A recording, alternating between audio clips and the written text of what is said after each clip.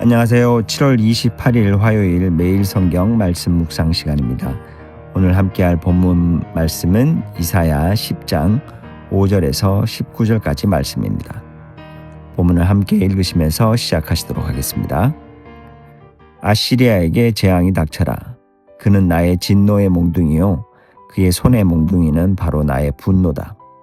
내가 그를 경건하지 않는 민족에게 보내며 그에게 명하여 나를 분노하게 한 백성을 치게 하며 그들을 닥치는 대로 노력하고 약탈하게 하며 거리에 진흙같이 짓밟도록 하였다. 아시리아 왕은 그렇게 할 뜻이 없었고 마음에 그럴 생각도 품지 않았다. 오직 그의 마음속에는 어떻게 하면 많은 민족들을 파괴하고 어떻게 하면 그들을 멸망하게 할까 하는 생각뿐이었다.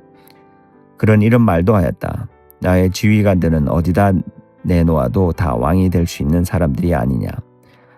갈로는 갈그미스처럼 망하지 않았느냐. 하맛도 아르바처럼 망하지 않았느냐.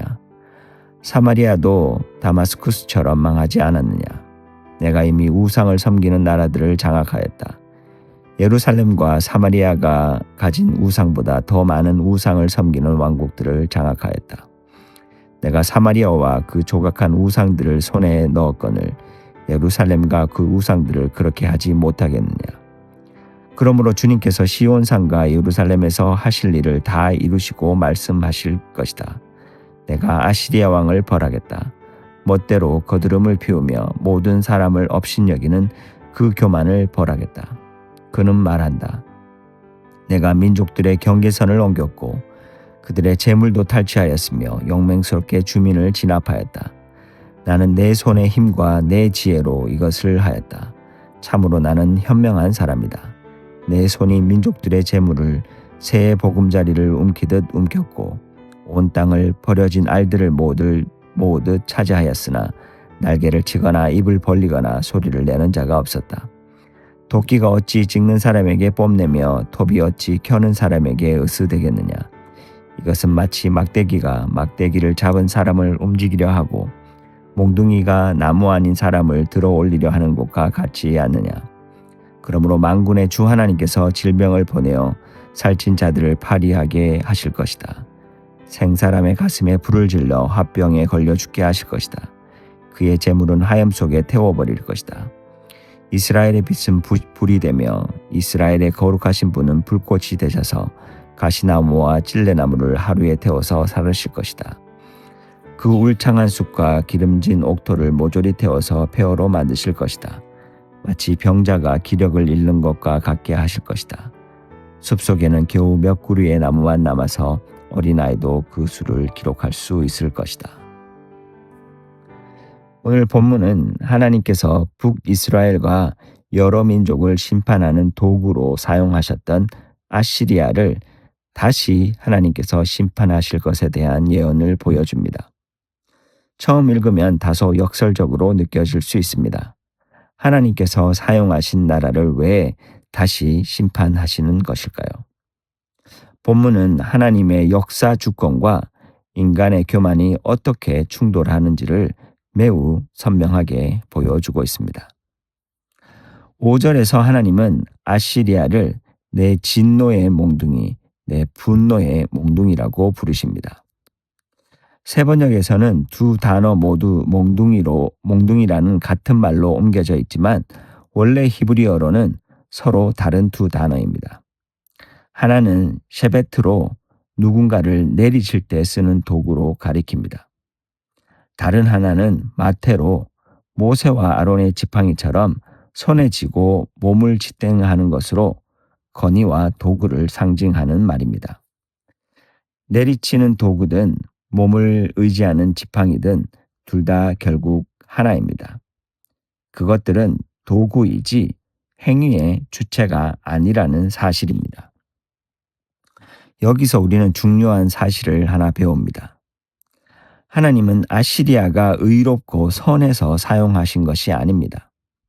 오히려 악을 심판하기 위해 또 다른 악을 허용하시기도 합니다. 이것은 하나님이 악을 기뻐하신다는 뜻이 아니라 악마저도 하나님의 통치 밖에 존재하지 않는다는 뜻입니다. 성경은 하나님이 악의 창시자가 아니라 인간이 선택한 악까지도 당신의 공의로운 목적 안에서 사용하실 수 있는 분이라는 것을 증언하는 것입니다. 그런데 이 사실은 종종 비판의 대상이 되기도 합니다. 어떻게 하나님이 악을 사용해서 또 다른 악을 심판할 수 있는가라는 질문으로 말입니다. 그러나 본문은 하나님이 악을 승인하시는 것이 아니라 악한 존재도 하나님의 통치 밖에서 독립적으로 움직이지 못하며 사용된 후에는 그 악 자체도 반드시 심판하신다는 사실을 보여주고 있습니다. 그리고 여기에는 참 불편한 진실이 또 숨겨져 있습니다. 하나님의 손에 들려 있다라는 것이 그 존재의 선함을 증명해 주지 않는다라는 사실입니다. 그렇다면 우리는 스스로에게 물어야 할 것입니다. 나는 지금 선의 도구로 쓰이고 있는지 아니면 악의 도구로 쓰이고 있으면서도 그것을 눈치채지 못하고 있는지 살펴야 할 것입니다. 6절과 7절은 아시리아가 얼마나 잔혹했는지를 보여줍니다. 하나님이 진노하신 백성을 치라고 보내셨을 뿐인데 그들은 닥치는 대로 노력하고 약탈하며 사람들을 거리에 진흙처럼 짓밟았습니다.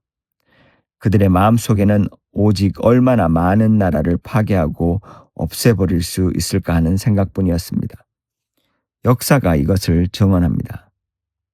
철제 무기로 무장하고 주변국을 압도했던 군사력, 그리고 공개 처형과 도시 파괴와 강제 이주라는 공포 정치로 제국을 유지했던 나라. 그 무자비함은 결코 과장이 아니었습니다. 그런데 이사야는 이토록 거대하고 잔혹한 제국을 두고 담담하게 말합니다. 하나님 손에서는 그저 몽둥이 하나, 막대기 하나에 불과하다고 말입니다. 우리가 아무리 절대적으로 보이는 권력을 마주할지라도 하나님 앞에서 영원한 권력은 존재하지 않습니다. 8절부터 11절까지 아시리아의 교만이 적나라하게 드러납니다. 자기 신하들 하나하나가 왕 같다고 자랑하고 자기가 무너뜨린 도시들의 이름을 줄줄이 읊으며 그들 모두 결국 망하지 않았느냐고 묻습니다.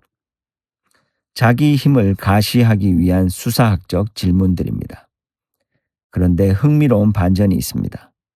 이 질문이 결국 자기 자신에게 되돌아온다는 사실입니다. 다 망하지 않았느냐는 그 말은 곧바로 그렇다면 너희도 내가 심판하지 못하겠느냐라는 하나님의 질문처럼 들립니다. 그리고 13절과 14절에서 반복해서 등장하는 단어가 있습니다. 나, 내가 라는 바로 1인칭 표현입니다. 자기 힘과 자기 지혜로 이 모든 것을 이루었다고 착각하는 것, 그것이 바로 아시리아의 정신이었습니다. 여기서 우리가 놓치지 말아야 할 지점이 하나 있습니다. 바로 우리 자신을 향한 편향성입니다. 우리는 은근히 이렇게 생각합니다. 나는 적어도 아시리아처럼 폭력적이거나 잔인하지는 않다고, 그래서 나는 저들보다 낫다라고 생각합니다. 그리고 실제 이스라엘의 죄는 아시리아의 죄처럼 대놓고 잔혹했던 것은 아니었습니다. 이스라엘의 죄는 자신이 하나님께 택함받은 백성이라는 사명과 은혜를 잊어버린 것이었습니다. 그리고 아시리아의 죄는 하나님이 허락하신 선을 넘어 스스로 하나님의 자리까지 올라가려 한 것이었습니다. 이 두 죄는 겉으로는 완전히 달라 보이지만 이사야는 이 둘을 나란히 붙여 놓았습니다. 9장과 10장 초반에는 이스라엘과 그 지도층의 교만을 이야기하고 곧바로 10장 5절부터는 아시리아의 심판을 이어서 이야기합니다. 이것은 우연이 아니라 처음부터 하나의 흐름으로 설계된 배치인 것입니다. 언약 백성으로서 받은 지위와 가난한 자를 돌봐야 할 책임을 자기 특권으로 바꿔치기 한 이스라엘. 심판의 도구로 위임받은 힘을 폭력과 무자비함으로 바꿔치기 한 아시리아. 방향은 다르지만 본질은 같다라는 것입니다. 둘 다 받은 것을 자기가 가진 것으로 착각했습니다. 그럼 여기서 우리는 우리 자신을 잠시 멈춰서 들여다 보아야 할 것입니다. 우리는 이렇게 우리 스스로를 자위할 수 있을지 모릅니다. 적어도 소위 말하는 교회 밖 세상 사람들보다는 우리가 덜 악하고 덜 포악하다고 생각할 수 있습니다. 그런데 혹시 하나님이 보시기에는 자기 백성이면서도 받은 지위와 은혜를 망각한 죄가 세상의 노골적인 타락보다 더 심각한 문제일 수 있다라는 것입니다. 그 죄를 치시기 위해 세상의 악이라고 불리는 존재를 도구로 사용하시는 모습을 보면서 우리는 우리 자신을 더 진지하게 바라보아야 하지 않을까 생각하게 됩니다. 오늘 본문에서 우리가 마주하는 또 하나의 진실이 있습니다. 그 어떤 힘도 지혜도 권력도 영원하지 않다라는 것입니다. 이것은 심판의 도구였다가 심판받는 처지가 된 아시리아 하나만의 이야기가 아닙니다. 모든 제국과 권력에 반복해서 적용되는 원리인 것입니다. 특정 국가나 민족, 단체나 개인의 이야기가 아니라 하나님이 역사 속에서 그 누구도 그 무엇도 절대화하지 않으신다는 사실입니다. 그렇기에 오늘날에도 마찬가지입니다. 국가도 조직도 교회도 심지어 개인의 성공까지도 스스로를 절대화할 수 없습니다. 오늘 나의 삶, 우리 공동체, 그리고 우리가 속한 사회 안에서 돌아봐야 할 것이 있습니다. 내 힘과 내 지혜로 스스로 이루었다고 자부하는 영역이 있지는 않습니까? 그리고 우리는 이만하면 다른 사람들보다는 낫다는 착각 속에 살고 있지는 않습니까? 오늘 이 말씀이 우리 마음을 있는 그대로 비추어 주기를 바라며 함께 기도하시도록 하겠습니다. 하나님, 오늘도 이 말씀을 통해 하나님을 바라보게 하시고 우리의 자신의 마음을 스스로 바라보게 하시니 감사함을 드립니다. 저에게 맡겨진 모든 것이 저 자신의 힘과 우리 자신의 지혜의 결과가 아니라 주님의 은혜임을 잊지 않게 하여 주시옵소서. 우리가 받은 것을 우리의 것으로 착각했던 교만을 용서하게 하시고 언제나 주님의 손에 들린 겸손한 도구로 살아가게 도와주시옵소서. 세상과 다른 사람을 판단하기 전에 먼저 우리의 마음을 말씀으로 비추어 보게 하시고 영원하지 않는 권력과 성공이 아니라 영원하신 하나님과 하나님의 약속만을 신뢰하며 살아가게 하여 주시옵소서. 오늘도 우리를 그렇게 도우실 주님을 기대하고 찬양하며 예수님 이름으로 기도합니다.